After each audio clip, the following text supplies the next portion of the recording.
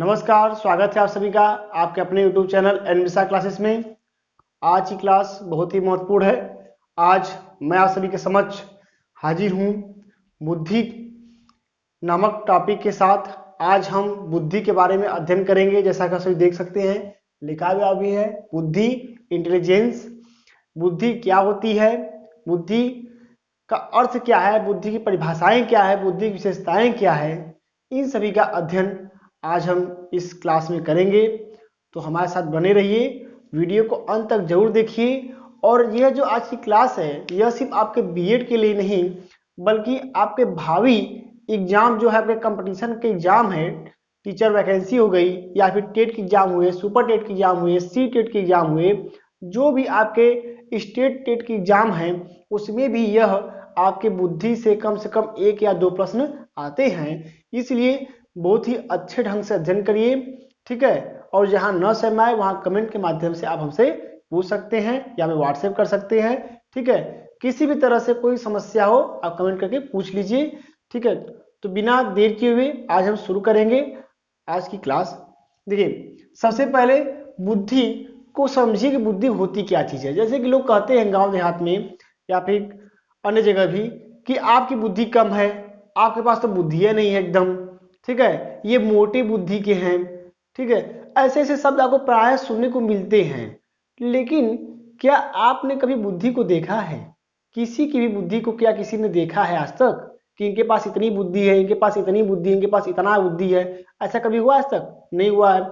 तो बुद्धि क्या है? सबसे पहले बात समझिए कि बुद्धि जो है वह आपके अमूर्त है। बुद्धि क्या है? बुद्धि आपकी अमूर्त, यानी कि यह एक अमूर्त संप्रत्यय है। बुद्धि अमूर्त, ठीक है। बुद्धि क्या है? बुद्धि एक अमूर्त संप्रत्यय। अमूर्त मतलब जो कि न दिखाई देता है। बुद्धि क्या होती है? नहीं दिखाई देती है, ठीक। इसे हम छू करके और देख करके कभी समझ नहीं सकते कि इनकी बुद्धि मोटी है कि इनकी बुद्धि पतली है, ठीक है। हम व्यक्ति के व्यवहार को देख करके जान सकते हैं कि व्यक्ति के अंदर कितनी बुद्धि है। जैसे कि हमने दे दिया यहाँ पर लिखने के लिए, ठीक है, हमने कुछ शब्द बोले, यहाँ पे कोई बालक लिख रहा है, तो अब हम उसकी बुद्धि को समझ लेंगे कि उसके अगर उसने सही से शब्दों को लिख दिया, एक लाइन में लिख दिया, तो हम समझेंगे कि हाँ उसके पास बुद्धि अच्छी है, ठीक है, वो अच्छा बुद्धि का है, उसने लाइन बाई लिखा है, जो भी मात्रा बिंदु कामा है उसका ध्यान रखा है, ठीक है, या अमुक काम इसने ढंग से किया है, यानी इसके पास क्या है? बुद्धि है। और जिसने लापरवाही से लिखा, टेढ़ा करके लिखा, मात्रा की त्रुटियां की, ठीक है, तो उसके बाद समझेंगे कि इस पास बुद्धि कम है, ठीक है, यही समझेंगे ना। तो बुद्धि क्या है? बुद्धि एक अमूर्त संप्रत्यय है। इसे देख करके छू करके हम नहीं समझ सकते हैं। जैसे सुंदर महिला को हम देखते हैं तो क्या करते हैं? उसकी सुंदरता का हमें आभास होता है। कोई भी सुंदर महिला को हम देखते हैं तो हमें क्या पता चलता है? उसकी सुंदरता पता चलता है। ठीक उसी तरह किसी भी हम बुद्धिमान व्यक्ति को देखते हैं तो उसके द्वारा किए गए कार्यों से हमें उसकी बुद्धि का पता चलता है। किसी बुद्धिमान व्यक्ति को हम देखेंगे तो वह जो कार्य करेगा उसके द्वारा क्या पता चलता है कि उसके पास कितनी बुद्धि है, ठीक है। तो यह हो गई बुद्धि के अर्थ के बारे में कि बुद्धि का अर्थ क्या है। आप सभी को समझ में आया होगा, आशा करते हैं, ठीक है। अब देखिए आगे हम बात करेंगे कि बुद्धि, देखिए बुद्धि को परिभाषित कैसे किया जाए। तो बुद्धि को परिभाषित करने के लिए सैकड़ों साल से, आज से ही नहीं, सैकड़ों साल से लोग लगे हुए हैं और बुद्धि को परिभाषित सही ढंग से नहीं कर पाए। यह एक बहुत ही जटिल संप्रत्यय है। यह क्या है? एक बहुत ही जटिल संप्रत्यय है जिसको कि परिभाषित करना बहुत ही मुश्किल है। लेकिन फिर भी कुछ लोगों ने इसे परिभाषित करने की कोशिश की। तो देखिए सबसे पहले आप बात समझिए कि बुद्धि को किसने क्या कहा है। देखिए बुद्धि को कुछ लोगों ने कहा कि बुद्धि किस चीज की योग्यता है? बुद्धि समायोजन की योग्यता है। देखिए समायोजन, कुछ लोगों ने बुद्धि को कहा कि बुद्धि क्या है? समायोजन की योग्यता है, यानी कि intelligence as ability to adjustment, यानी क्या है? यह एडजस्टमेंट की है, ठीक, एडजस्टमेंट, ठीक, एबिलिटी टू एडजस्टमेंट, ठीक, क्या है? समायोजन की योग्यता है। दूसरी बात, कुछ लोगों ने कहा कि बुद्धि क्या है? सीखने की योग्यता है, क्या है ये? Ability to think. ठीक है,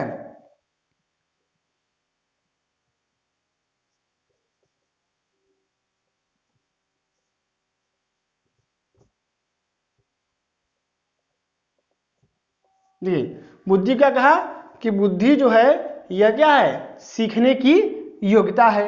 उसके बाद कुछ वैज्ञानिकों ने कहा कि नहीं नहीं नहीं नहीं नहीं, बुद्धि अमूर्त चिंतन की योग्यता है। क्या है? बुद्धि अमूर्त चिंतन की योग्यता। तो अब यहां करेंगे अमूर्त चिंतन। अब देखिए कि अमूर्त चिंतन की योग्यता, सीखने की योग्यता, ठीक है, यह सब किसने कहा?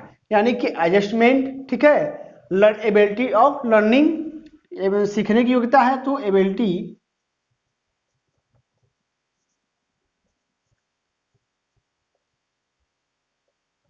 Of learning. उसके बाद अमूर्त चिंतन यानी कि अब्स्ट्रैक्ट, ठीक है, अब्स्ट्रैक्ट थिंकिंग, अब्स्ट्रैक्ट थिंकिंग, ठीक है।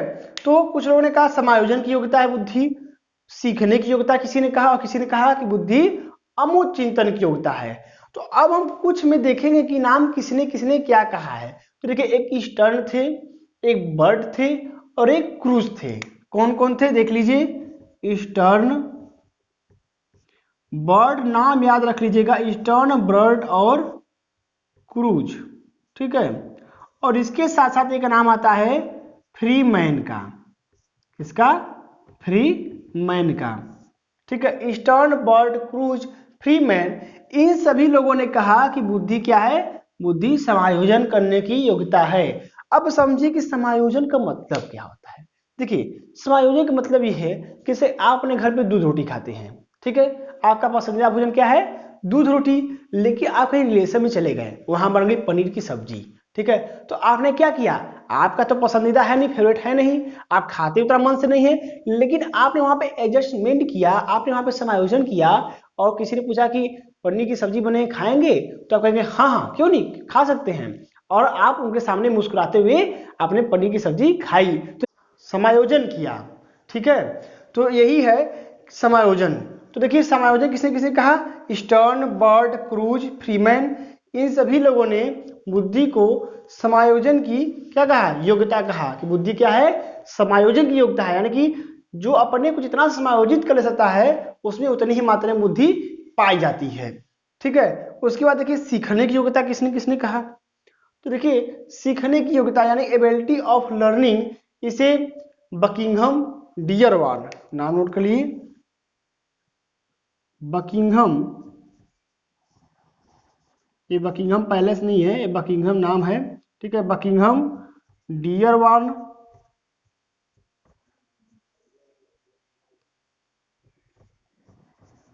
फ्रीमैन। देखिए फ्रीमैन मतलब कि ये फ्री ही है, फ्रीमैन मतलब क्या है?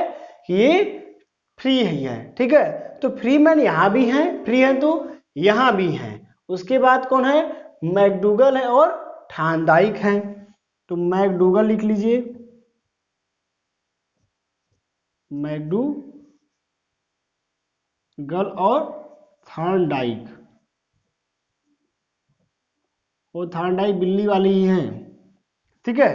तो बकिंगम, डियरवान, फ्रीमैन, मैकडूगल, थानडाइक, इन सभी लोगों ने कहा कि बुद्धि जो है सीखने की योग्यता है, यानी जो व्यक्ति जितना ही जल्दी किसी को सीख सकता है उसके अंदर बुद्धि उतनी ही मात्रा में ज्यादा होती है, ठीक है। इसके बाद अब कुछ लोगों ने कहा कि बुद्धि क्या है? अब्स्ट्रैक्ट थिंकिंग है, यानी कि intelligent as ability to think abstract, ठीक है, अब्स्ट्रैक्टली, ठीक है। इन्होंने यही कहा, कुछ लोगों ने क्या कहा कि intelligence as an ability to think abstractly. अब इसमें किसमें इसमें किन किन लोगों ने कहा इसको जानिए। देखिए अब फ्रीमैन यहाँ है, फ्रीमैन यहाँ है, तो स्वाभाविक सी बात है कि फ्रीमैन कहाँ होंगे? फ्रीमैन यहाँ भी होंगे।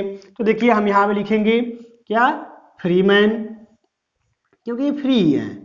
फ्रीमैन हो गए, बीने महोदय हो गए, अल्फ्रेड बीने, जिन्होंने सफल बुद्धि परीक्षण किया था। सबसे पहला सफल बुद्धि परीक्षण किसने किया था? अल्फ्रेड बिने ने मनोवैज्ञानिक ढंग से सफल बुद्धि परीक्षण किसने किया था? अल्फ्रेड बिने ने कहा था। तो यही बिने है। उसके बाद स्पीयरमैन है, स्पीयरमैन महोदय। इसके बाद हैं सबसे लास्ट में टर्मन, दिख रहा होगा सभी को, ठीक है, टर्मन। इन लोगों ने कहा कि बुद्धि क्या है? अमूर्त चिंतन की योग्यता है, यानी कि intelligent as an ability to think abstractly. तो इन सभी लोगों ने अपनी अलग अलग परिभाषाएं दी, लेकिन अलग अब दुविधा ये हो गई किसकी परिभाषा मानी जाए, इनकी माने कि इनकी माने। तो फिर ये हुआ कि ऐसा है कि कोई ऐसी डिफिनेशन मिले जो सबको मिलाकर चलती हो। तो अनेक बहुत सारी खोज हुई, उसके बाद कुछ परिभाषाएं हमारे सामने आई जिनको कि मैं आप सभी के समक्ष लिखा भी हूं। इससे पहली परिभाषा है वेस्लर के अनुसार। वेस्लर ने क्या कहा कि वेस्लर ने कहा कि बुद्धि किसी व्यक्ति के द्वारा, बुद्धि क्या है? किसी व्यक्ति के द्वारा उद्देश्य पूर्ण ढंग से कार्य करने, यानी कोई व्यक्ति के द्वारा कोई किसी उद्देश्य को बना करके कार्य करने, तार्किक चिंतन करने, यानी किसी चीज के ऊपर क्या करना? तर्क वितर्क करना, और तथा वातावरण के साथ प्रभावपूर्ण ढंग से क्रिया करने, यानी कि एडजस्टमेंट करना अपने इन्वायरमेंट के साथ, की सामूहिक योग्यता है। यानी कि इन सभी को मिला करके जो एबिलिटी बन रही है वही क्या है? वही बुद्धि है। ये किसने कहा? वेस्लर ने कहा। कि किस चीजों को मिला करके, देखिए नोट करिएगा, क्या है? किसी व्यक्ति के द्वारा उद्देश्यपूर्ण ढंग से कार्य करने, यानी किस ढंग से कार्य करने? उद्देश्यपूर्ण ढंग से किसी कार्य को एम बनाकर करने के लिए, उसके बाद तार्किक चिंतन करने के लिए, और वातावरण के साथ क्या करने के लिए?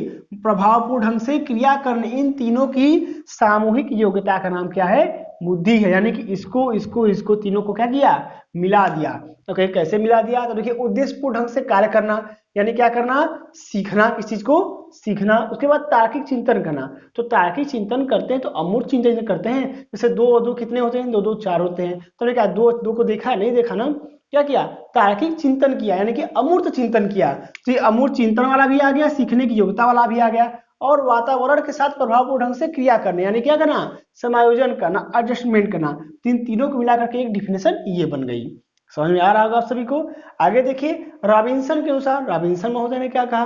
रॉबिन्सन महोदय ने बहुत ही सरल परिभाषा दी है कि बुद्धि से तात्पर्य संज्ञानात्मक व्यवहारों के उस संपूर्ण वर्ग से है, यानी जो भी संज्ञानात्मक व्यवहार करते हैं उन सभी के क्या है? योग से है, जो सूझ के साथ समस्या समाधान करने, नई परिस्थितियों से अनुकूलन करने, अमूर्त ढंग से सोचने तथा अपने अनुभवों से लाभ उठाने संबंधी किसी व्यक्ति की क्षमता को इंगित करता है। देखिए, समझिएगा, कुछ भी नहीं है। देखिए, रॉबिन्सन महोदय ने कहा कि बुद्धि से तात्पर्य मेरा यह है कि जो सूझ के साथ समस्या समाधान करने के लिए प्रयोग किया है, यानी कि वह चीज जो सूझ के साथ, समझ के साथ किसी समस्या का समाधान करने के लिए प्रयोग किया जाए, वह क्या है? बुद्धि है। और नई परिस्थितियों से अनुकूलन करने, यानी कोई भी नई परिस्थिति हमारे सामने बन रही है तो उसमें क्या करने? अनुकूलन करने, एडजस्टमेंट करने, और अमूर्त ढंग से सोचने, और क्या करना? यानी सोचने की क्रिया कैसे हो? अमूर्त ढंग से जो करता हो, ठीक है, तथा अपने अनुभवों से लाभ उठाने, और जो उसने पिछले कार्य किया है व्यक्ति ने, उससे जो लाभ उठाए, जो उसे सीखे।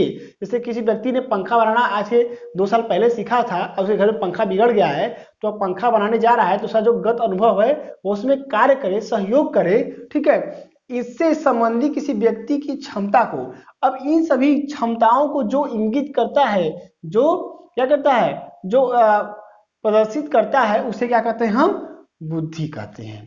यह परिभाषा रॉबिन्सन महोदय ने दी, और इनकी भी यह परिभाषा जो है कहीं ना कहीं इन तीनों से मिल रही है। जैसे देखिए, समस्या समाधान करना, यानी कि क्या है? समस्या समाधान, अमूर्त चिंतन की बात कर रहे हैं। उसके बाद नई परिस्थितियों के साथ अनुकूलन करना, यानी क्या है? समायोजन की बात ये भी कर रहे हैं। और उसके बाद गत अनुभवों से लाभ उठाने, यानी कि सीखने की योग्यता की बात कर रही है कि जितना पहले उन्हें सीखा है उससे क्या करें? हम लाभ उठाएं। और अमूर्त ढंग से सोचना, यानी अमूर्त चिंतन को भी इसे ले रहे हैं। तो कहीं ना कहीं जो परिभाषाएं बाद में बनी, इन तीनों का मिला करके योग के द्वारा बनी है। जैसे वेस्लर की परिभाषा हो गई और रॉबिन्सन की परिभाषा हो गई। समझ में आ रहा है आप सभी को? अगर समझ में आ रहा है तो वीडियो को शेयर करिए अपने अन्य प्रशिक्षार्थी भाइयों में, ठीक है। अब देखिए, आगे हम देखेंगे कि बुद्धि के प्रकार कितने हैं, यानी बुद्धि कितने प्रकार की होती है। How many type of intelligence, ठीक है।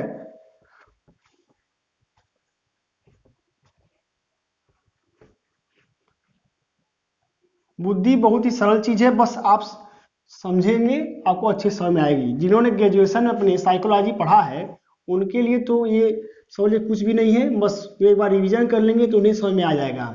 और जिन्होंने साइकोलॉजी नहीं पढ़ा है या फिर एजुकेशन उनका नहीं है ग्रेजुएशन में, तो उनका थोड़ा सा समस्या होती है। ठीक है, अब देखिए समझेंगे बुद्धि के प्रकार।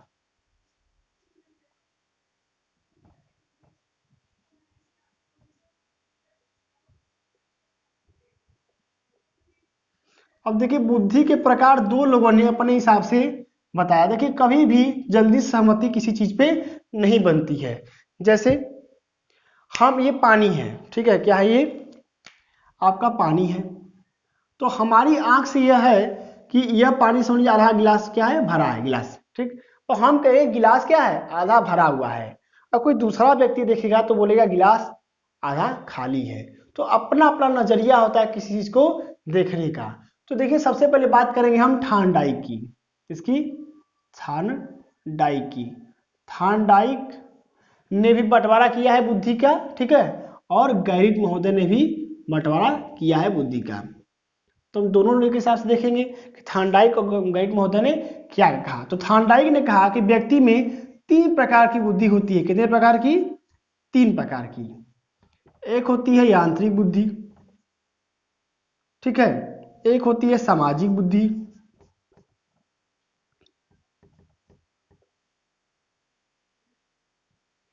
ठीक है, और एक होती है अमूर्त बुद्धि। ठीक है, इन्होंने कहा कि एक यांत्रिक होती है, एक अमूर्त होती है और एक सामाजिक होती है। इन्होंने 3 प्रकार की बुद्धि बताया। ठीक है, अब यहीं पे आ गए हमारे गैरिट महोदय। गैरिट महोदय ने देखिए क्या कहा। गैरिट महोदय ने कहा कि यह जो बुद्धि है हमारी यह भी 3 प्रकार की होती है। इन्होंने भी 3 कहा, ठीक है, लेकिन इन्होंने बस क्या किया नाम परिवर्तित कर दिया। इन्होंने नाम कर दिया मूर्त। ठीक है, इन्होंने यांत्रिक यहाँ पे कहा था, इन्होंने से मूर्त कहा और फिर कहा एक मूर्त होती है, एक अमूर्त होती है और एक क्या होती है सामाजिक बुद्धि होती है। ठीक है, अब आप कहेंगे ये तीनों बुद्धियां गुरुजी क्या होती है भाई। ठीक है, तो सबसे पहले बात समझिए, यह जो यांत्रिक बुद्धि है या यह जो मूर्त बुद्धि है दोनों क्या है एक ही है। यांत्रिक बुद्धि कहिए, मूर्त बुद्धि कहिए या स्थूल बुद्धि कहिए, यह तीनों क्या है एक ही है। ठीक, एक ही चीज, जैसे भगवान शिव को शंकर कहिए, महादेव कहिए, भोलेनाथ कहिए, ठीक है, सब क्या है एक ही लोग के तो नाम है। उसी तरह ये तीनों क्या एक है। तो सबसे पहले समझिए कि मूर्त बुद्धि क्या होती है। मूर्त बुद्धि का मतलब यह है कि यह मूर्त बुद्धि उन लोगों में पाई जाती है जो क्या है चीजों को प्रत्यक्ष दिखते हैं। जैसे आपके इसमें कौन कौन से लोग आ जाएंगे जिनके पास अमूर्त बुद्धि ज्यादा मात्रा में होती है। तो देखिए सबसे पहले इसमें आएगा आपका व्यापारी।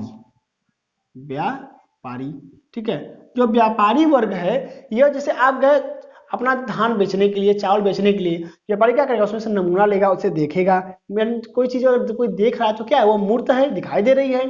ठीक, जो दृश्य हो वह क्या होती है वह मूर्त होती है। तो आप व्यापारी देख रहा है। इंजीनियर यानी कि अभियंता।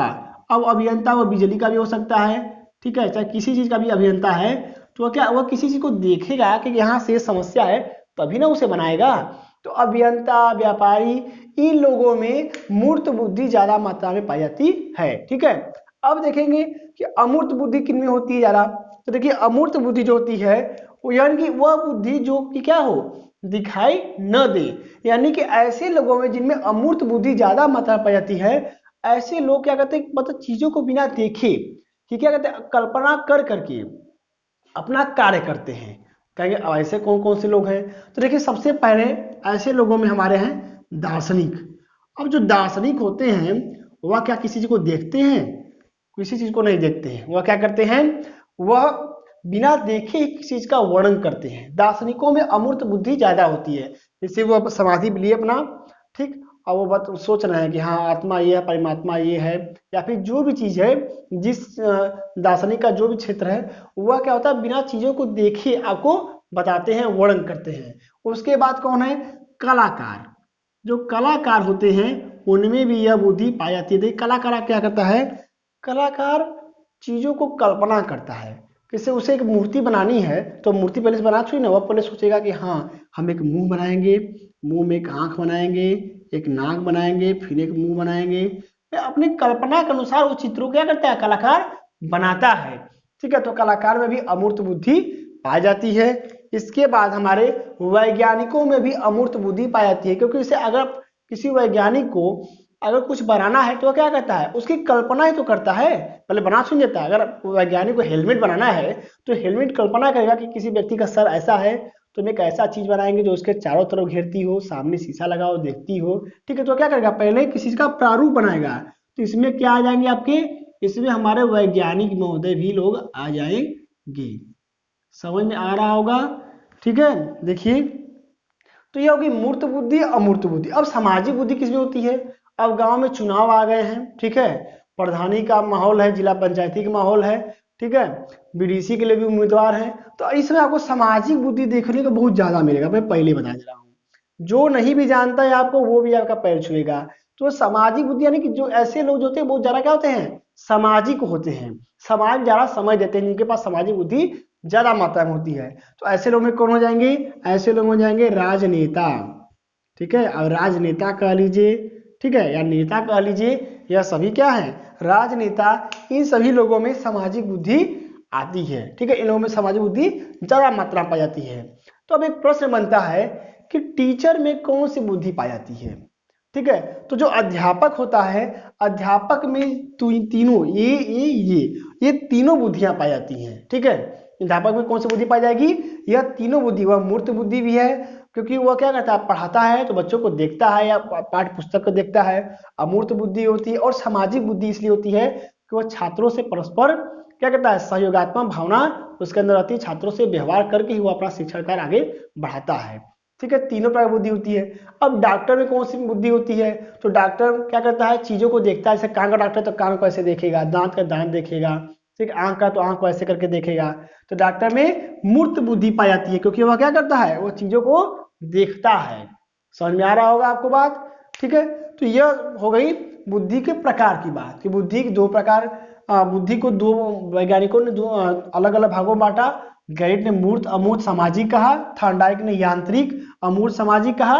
लेकिन अगर बात यह कि बुद्धि कितने प्रकार की होती है, तो बुद्धि 3 प्रकार की होती है। कौन कौन, मूर्त, अमूर्त और सामाजिक।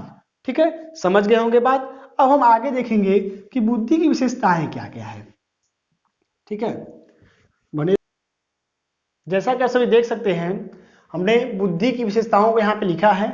देखिए, सबसे पहली विशेषता है समस्याओं के समाधान खोजने में सहायक होती है। बुद्धि जो होती है ये प्रॉब्लम का सल्यूशन खोजने में क्या होती है, सहायक होती है, हेल्पफुल होती है। इसके द्वारा हम प्रॉब्लम क्या क्या करते हैं, सल्यूशन क्या कहते हैं, खोजते हैं। ठीक, आगे देखिए, यह पर्यावरण के साथ सामंजस्य स्थापित करने की योग्यता है, यानी कि अपने इन्वायरमेंट के साथ एडजस्टमेंट करने की एबिलिटी कौन है, बुद्धि है। जितना आपके पास बुद्धि होगी उस हिसाब से आप अपने आप को अपने वातावरण में क्या करेंगे, समायोजित कर सकेंगे।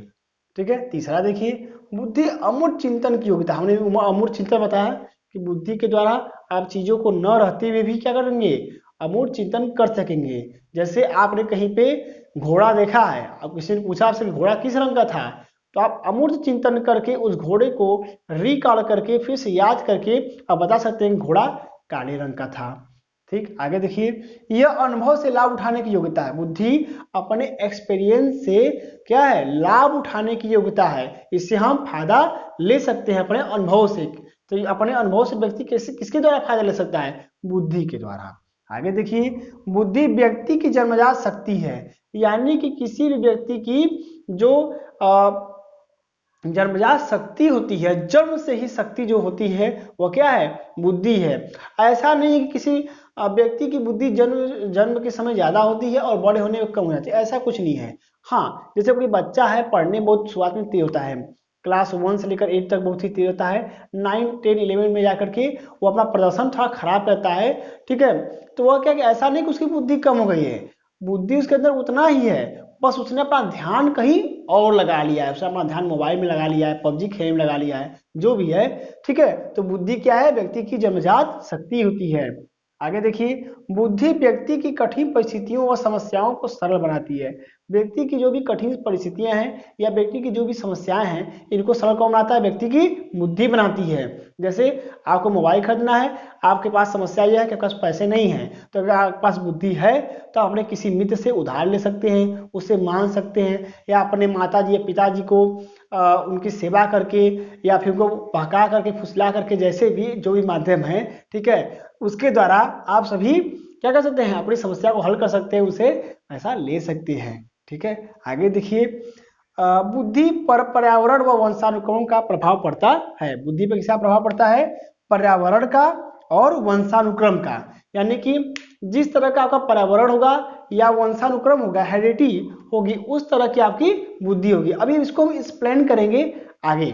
ठीक है, अब देखिए, अब इसी से याद आ गया मुझे कि आपको बता दूं कि बुद्धि पर किन किन कारकों का प्रभाव पड़ता है, यानी कि बुद्धि के निर्धारक कौन कौन से कारक हैं। तो अभी देखिए, अब समझाता हूं आपको, एकदम बने रहिए हमारे साथ। ठीक है, वीडियो अच्छा लगा हो तो शेयर करिए। देखिए, सबसे पहला हमारा है इसमें कौन का कारक, यानी कि बुद्धि के निर्धारक कारक।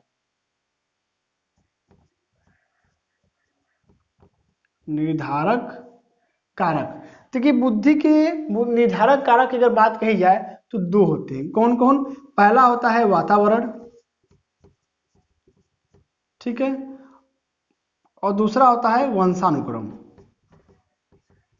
वंशानुक्रम, ठीक है, और एक तीसरा भी है वातावरण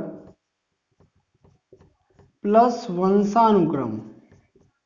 अब इसको अच्छे समझ लीजिए, वातावरण वंशानुक्रम, वातावरण प्लस वंशानुक्रम क्या है? देखिए अच्छे समझिए कि वातावरण, जैसा कैसे समझ रहे हैं नाम से ही कि इन्वायरमेंट, यानी व्यक्ति का जिस तरह का वातावरण होगा उस तरह की उसकी क्या होगी? बुद्धि होगी। यानी कि जो कोई बालक जो होता है वह 0 से लेकर के 4 वर्ष, ठीक है, 0 से 4 वर्ष की अवधि में वह अपने वातावरण के द्वारा अपनी बुद्धि का क्या करता है? ज्यादा विकास करता है। जैसे कोई बच्चा है, अब हिंदी उसके माता पिता हिंदी बोलते हैं, भारत में रहता है, तो अभी क्या बोलेगा? हिंदी बोलेगा। कोई बच्चा, अगर उसी बच्चे को हम विदेश भेज दें और वहां पे वह पैदा हो, वहां पर 0 से लेकर 4 वर्ष तक रहे, तो क्या बोलने लग जाएगा? अंग्रेजी बोलने लग जाएगा। क्यों? क्योंकि उस पर किसका असर हुआ? वातावरण का असर हुआ।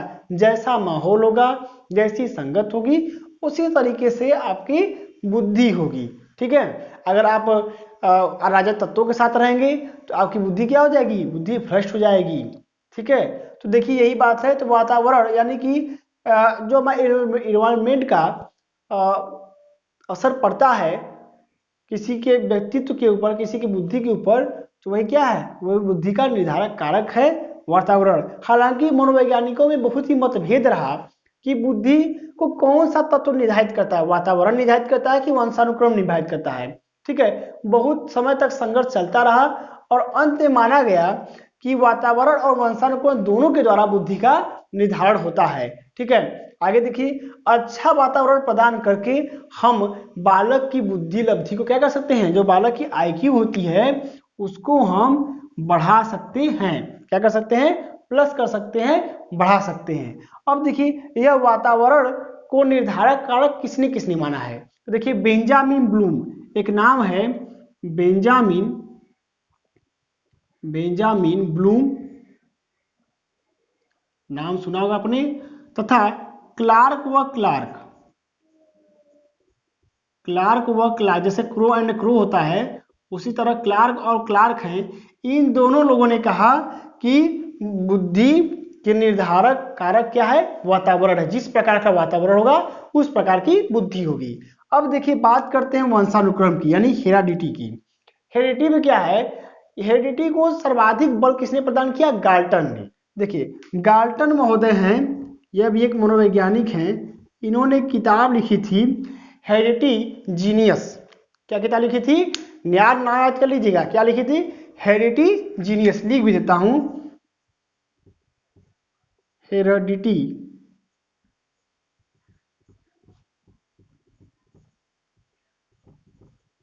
जीनियस, यह इन्होंने किताब लिखी थी गाल्टर महोदय ने। इसमें इन्होंने वर्णन किया था कि बुद्धि की विभिन्नता का एकमात्र कारक क्या है, जैविक कारक क्या है, वंशानुक्रम है। यानी इन्होंने कहा कि जो बालकों में या व्यक्तियों में अलग अलग बुद्धि होती है उसका एकमात्र जिम्मेदार कौन है, उनका वंशानुक्रम है।